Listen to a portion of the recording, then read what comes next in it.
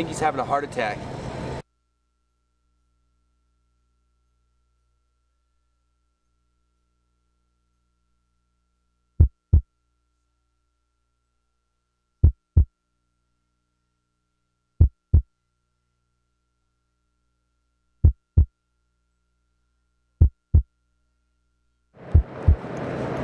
I know CPR.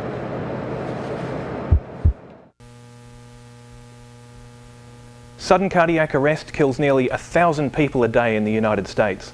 Coming up on In the Studio, we'll find out how our local heroes are using the latest technology to make a difference.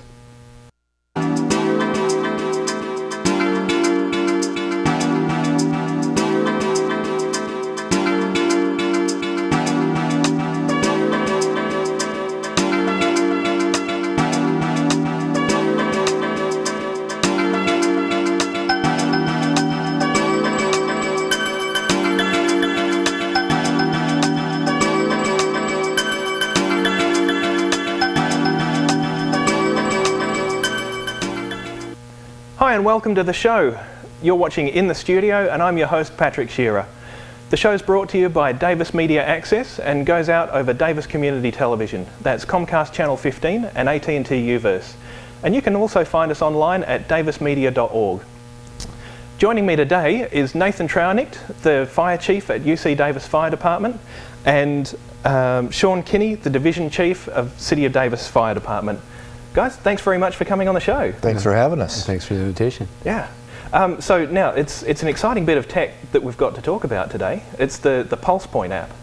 It really is. It is, you know, smartphones have become so much a part of our lives, whether it's when you go to the airport, your boarding pass coming up, or you go into Starbucks and your card to pay at Starbucks comes up, or you're looking up a recipe for dinner in the evening. Smartphones have become such a huge part of what we do every single day. And so to integrate the opportunity to become an everyday hero into a device like a smartphone is something that has benefits that I think are far-reaching for both communities. Yeah.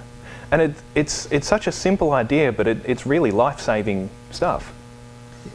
What is really cool about this is that Chief Trauernicht mentioned that everybody's got the phone. Yeah. Everybody's used to that. Yeah. And with our community, especially the community of Davis and UC Davis, we have so many people that are looking for ways to get involved and get, you know, and contribute. And CPR and using a defibrillator is so easy. Yeah. It gives us an opportunity to reach out to the community and really make a difference, because when somebody does have such a cardiac event as this, time is really of the essence. Yeah. So if we can get people out there who can really make a difference right then, yeah, huge. Huge. And that's at the core of it, isn't it? So CPR and the need for resuscitation as quickly as possible. Right. I mean, the Pulse Point, more than anything else, is an awareness tool. They found through studies that many times people who have a sudden cardiac arrest, there aren't a lot of bystanders who will actually come to their aid. Yep. Someone could have a cardiac arrest right next to a public access automatic external defibrillator, and it's never used because people don't know where it is. The Pulse Point application brings all those pieces together. If you're within a half mile of someone who needs CPR, it's going to alert. It's going to tell you where they are. It's going to tell where the closest public access AED is. It's an awareness tool to enable citizen rescuers to make a difference when minutes count.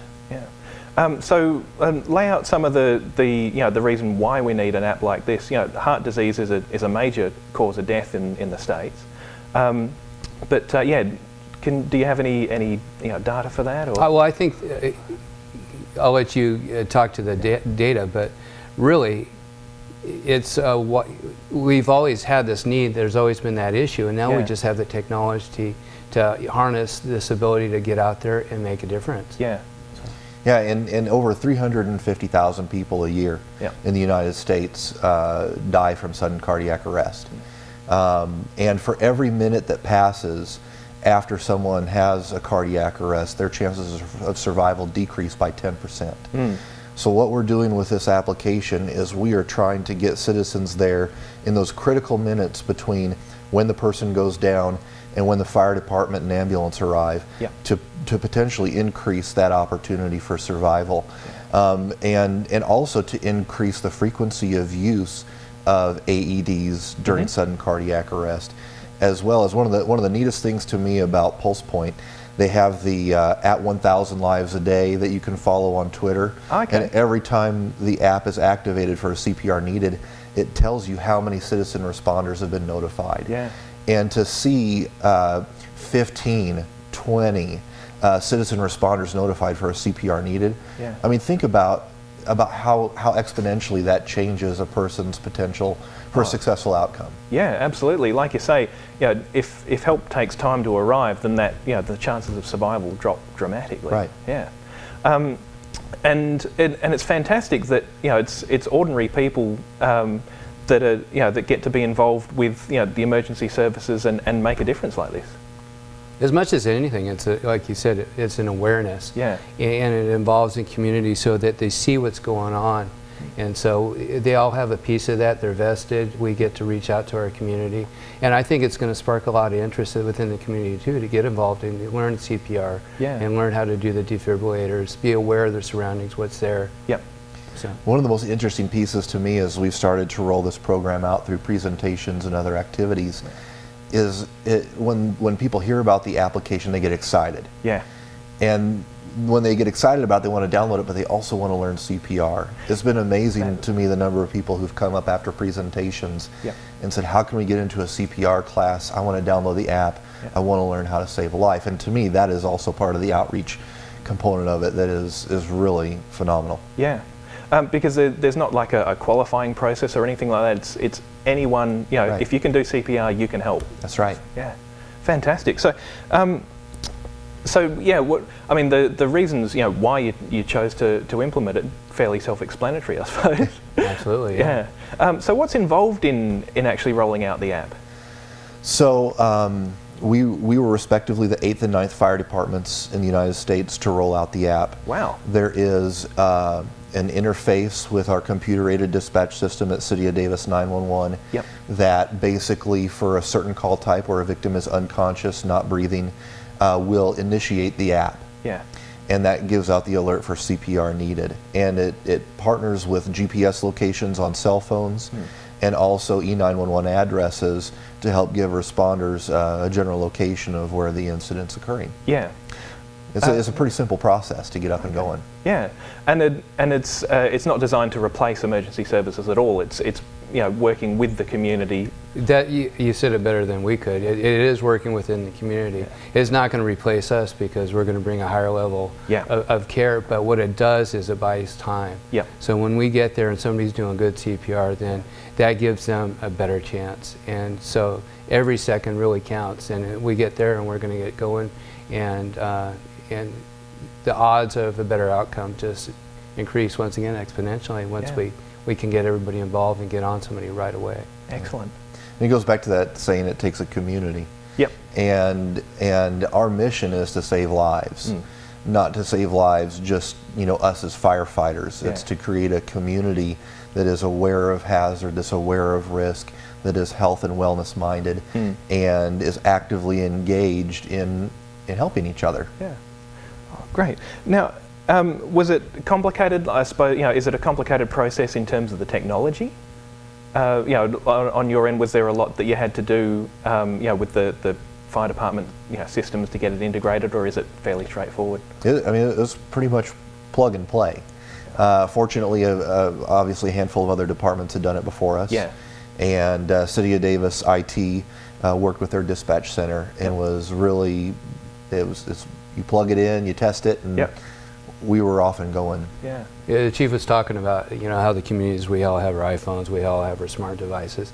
I'm one of those old school kind of guys that's not used to, and he was laughing at me when I'm trying to text before I come in here. It taking me an hour, and so I'm looking at this to get ready to talk to you, and I get it. Yep. It shows me how to get there. It shows me you're here, you're here. That whole GPS tracking that everybody uses to drive around now. Yeah. It's that simple.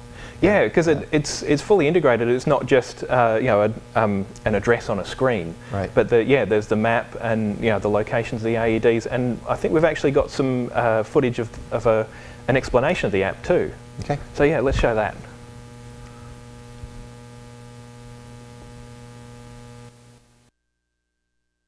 This is a new smartphone application recently launched by the UC Davis and City of Davis fire departments aimed at saving lives. In the event that someone near you needs CPR, this alert is going to come on your smartphone and let you know that help is needed and the general location of where it's occurring. Once inside the app, it's going to take you to a map where it's happening. You'll be able to see the location of the incident, and if you choose to turn on the location finder of automatic external defibrillators, it's going to show you on the map anywhere that might have an automatic external defibrillator that is near you that's available to the public. All the incident information is located at the bottom. Along with the visual, you're also able to listen to live radio traffic as the incident occurs.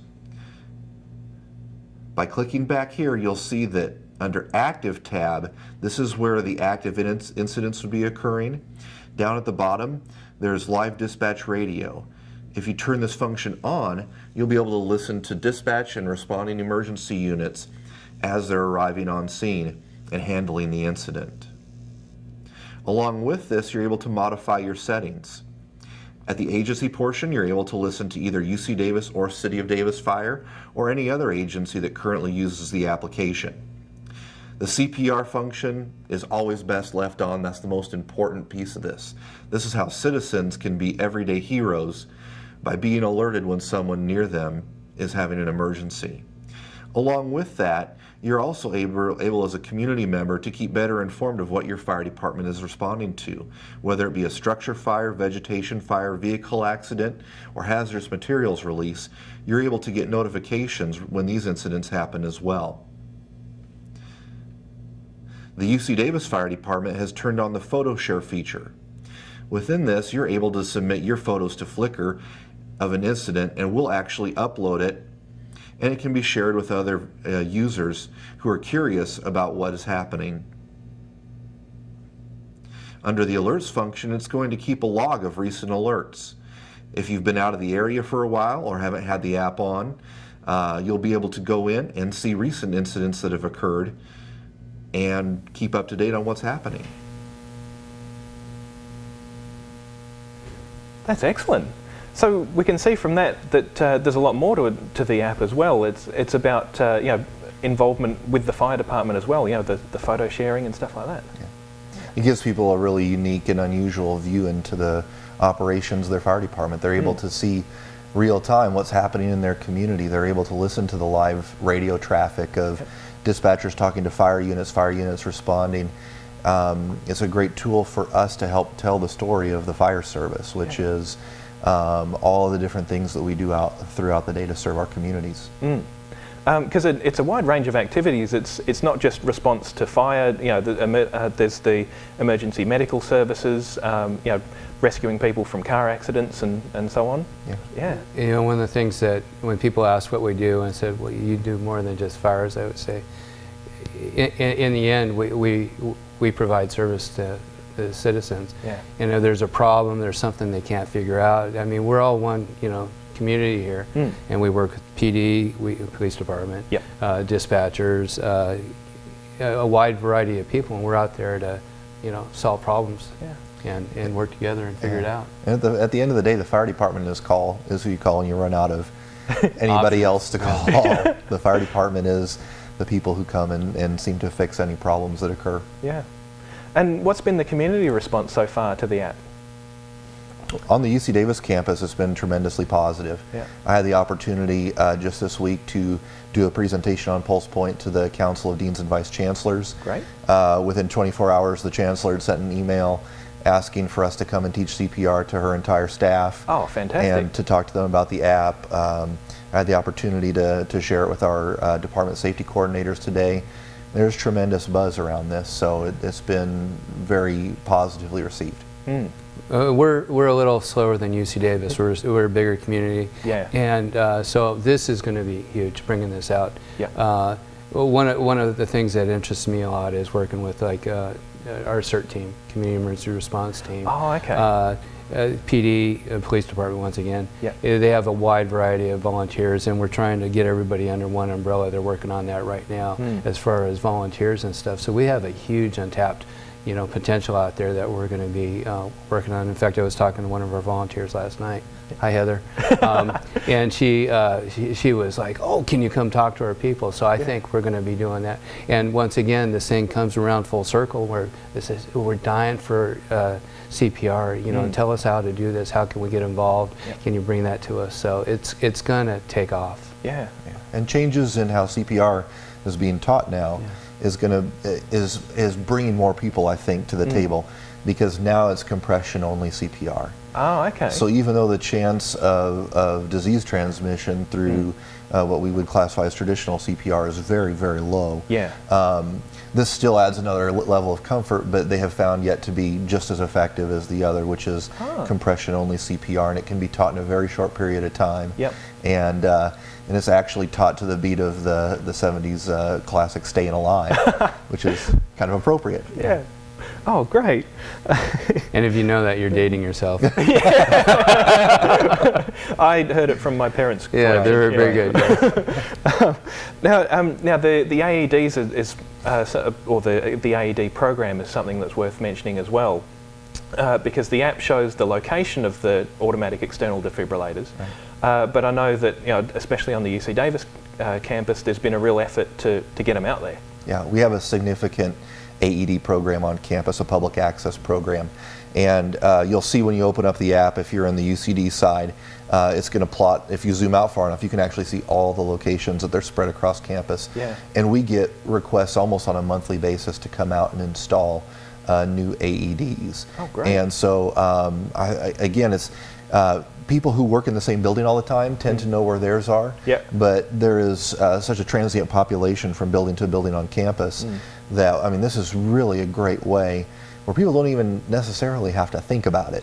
The app does it all for you in terms of notifying, giving directions and locations. It will even give a specific information bar that says, you know, AED located next to customer service counter. I mean, it just doesn't get much easier than that. Well, and that's it. I suppose, you know, for students in their first semester, they're worried about where their classes are and, you know, where they're going to get their supplies from and things like that. So, you know, might walk straight past one and not know, but then when it comes down to the crunch, you know, even if it's right next to them and they've never seen it before in their life, there it is. Right. Yeah. That's great.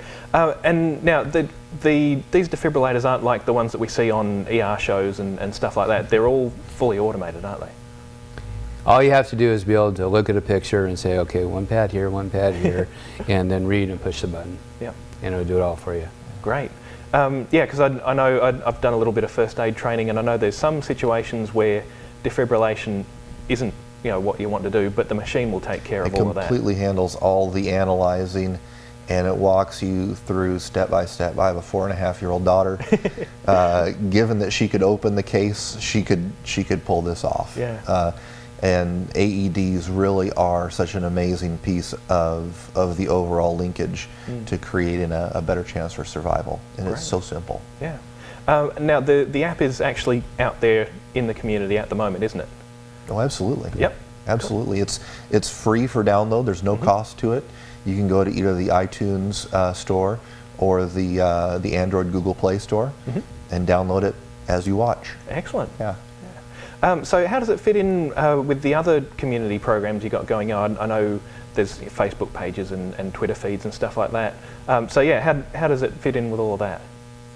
Well, for us at UCD Fire, we're taking this as an opportunity to, based on the feedback we've gotten about people wanting CPR, to roll out what's called a sidewalk CPR program, which is basically we have inflatable chest mannequins that you can take out. And you could go to a Starbucks, you could go to the farmer's market, you could go to all sorts of community locations and completely impromptu teach a CPR class. Oh, wow. And so sidewalk CPR is something they'll be rolling out in the month of March at UC Davis Fire. And it really ties in nicely to our new mission, which instead of being so heavily fire focused is about creating and enhancing community well-being.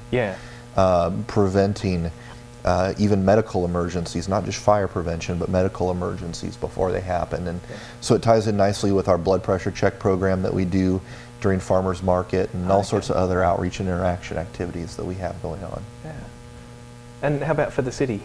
For the city, right now, the challenge was just getting this out, getting people aware of it, and then the next part for us is to tie it in with our, community groups.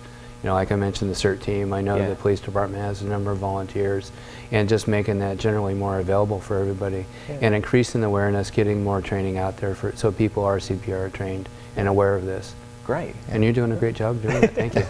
Oh no, thanks for coming on the show. Yeah. Now, with UC Davis Fire Department and City of Davis Fire Department, does this mean that you've had to roll out separate versions of the same app, or has it been a joint kind of effort? The way that it's a collaborative effort in terms of wanting to provide the same level of service to both communities. And to work together on a project with this importance and this magnitude. Unfortunately, the way that PulsePoint, the app developers have it set up, each agency that uses it has to have a separate account under it, at least the way it's currently done. But our two agencies have worked together from the moment that we decided to do this to deliver it because of the positive benefits to both communities. Brilliant. Yeah. And for anyone that downloads the app, they don't have to sign in to each different version. As long as there's coverage in the area that they are, it will pick up whichever department. So you do actually in the app have to switch back and forth between agencies. So if you're on campus for school but then you live in the City of Davis, in the evening when you go home you'll want to switch it over to the City of Davis so that you get the appropriate notifications, especially for the CPR piece. Yeah. But like we saw in the walkthrough, that's just a case of bringing up the menu. It's so easy. So easy. Yeah, fantastic. So do you have any other sort of collaborative projects on the horizon? Well, we currently work together as part of a regional training consortium that Shawn is intimately involved in, so maybe Shawn can tell you a little bit about that. Things are so challenging these days that I think of it, and you'll see more and more of that, is our approaches as our resources come down, our budgets get more constrained, that we have to work together more. And I call it this regional approach. And so back to the training thing, the regional consortium consists of ourselves, UC Davis, Davis, Woodland, West Sacramento. And what we've done is we jointly support this organization, and we have our own internal training groups that say, okay, this is what we need, this is what we want to do together, this is how we work together. And really we get more for our buck, and we get more outside thinking, and we get better when we work together. So that's one of the examples of us trying to do things outside the box now. And it's been actually fantastic. We're seeing a lot of new thinking and a lot of improved training opportunities because we're working together. We were in West Sacramento last month where we were doing firefighter survival with a big, huge warehouse, and they set up all these scenarios for everything from, how to get out of a building, when you have to escape, to, searching for downed firefighters and on that.